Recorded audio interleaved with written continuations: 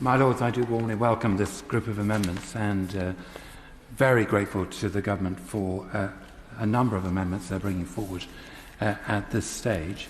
I want to support this group of amendments, but clearly they are all about navigating forward and future-proofing the bill in a context of very rapid development of artificial intelligence and other technologies. And might I ask the Minister, in responding to this group of amendments, just to say whether he is now content that the bill is sufficiently future-proofed given the hugely rapid development of technology, and whether he believes Ofcom now have sufficient powers to risk assess for the future and respond, supposing that there were further parallel developments in generative AI, such as we've seen over the last year. My Lords, I want to support broadly all the amendments in this group, but I want to focus, if I may, on the three amendments in the name of Lord Russell and others, and I'm very grateful for their clear exposition of why they're important.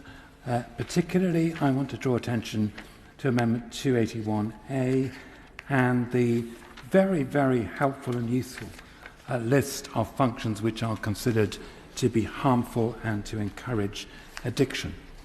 There is a very, very important dimension to this bill, whose object we now have established is to encourage safety by design. A very important aspect of the bill is to clean up and set right more than 20 years and more of tech development which has not been safe by design and which is found to be, in fact, very harmful by way of design.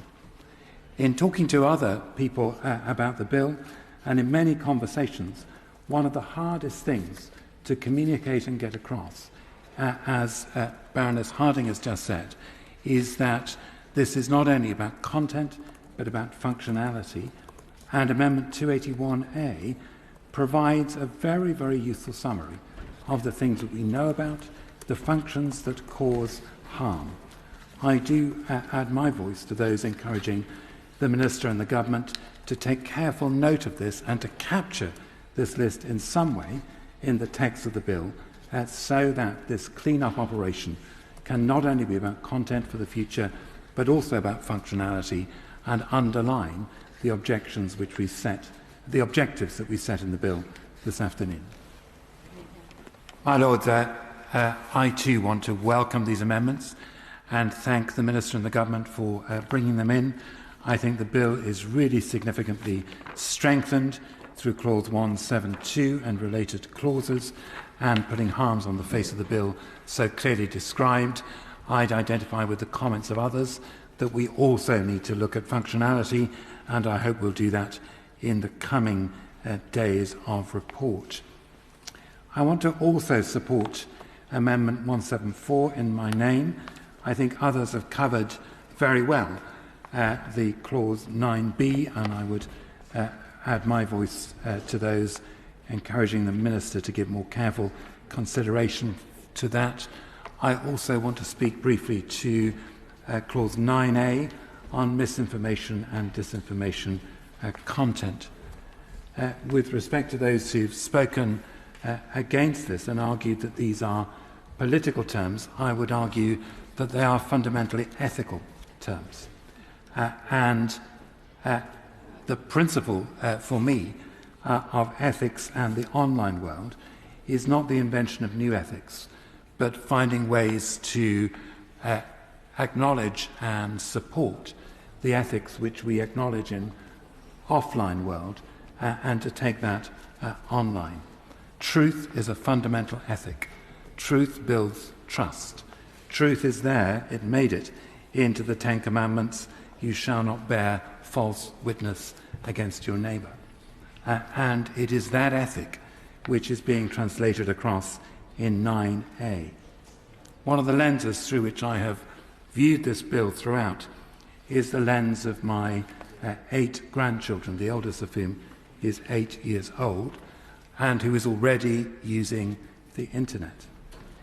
Clause 9a is important to him, both because at 8 years old he has very limited ways of checking out what he reads online, less even than a teenager.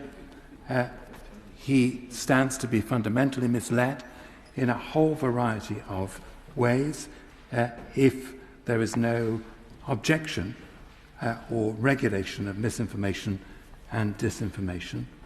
But also, the internet, as we need to keep reminding ourselves in all of these debates, is a source of great potential good and benefit, but only if children grow up able to trust what they read there.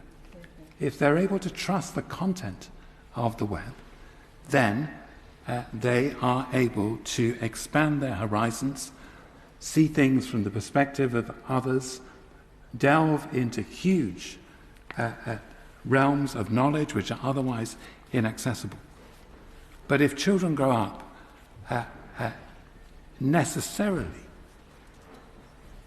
imbued with cynicism about everything they read online, then those benefits will not accrue to them. Misinformation and disinformation content is therefore harmful to the potential of children across the United Kingdom and elsewhere, and we need to guard against it on the face of the bill.